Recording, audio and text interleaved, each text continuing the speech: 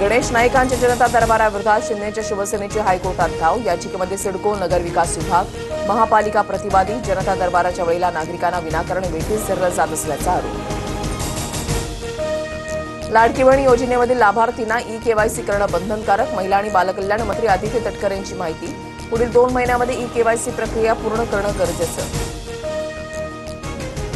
प्रसिद्ध आसामी गायक आणि अभिनेते जुबिन गर्ग यांचं निधन। सिंगापूरमध्ये स्कुबा डायव्हिंग करताना अपघात। गँगस्टर सिनेमातील या अली गाण्यातून राष्ट्रीय स्तरावर प्रसिद्धी। महाराष्ट्रातील जनतेच्या मनामनावर राज्य करणारं TV9 मराठी TRPमध्ये नंबर 1। जनतेच्या विश्वासावर TV9 मराठीची अव्वल स्थानीची।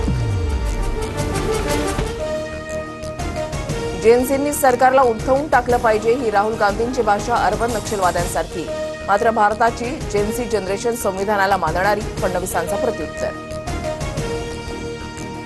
सोलापूर विमानतळावरून मुंबई आणि बंगळुरूसाठी 15 ऑक्टोबरपासून विमानसेवा। केंद्रीय विमान वाहतूक राज्यमंत्री मुरलीधर मोहोळ यांची पोस्ट करत माहिती।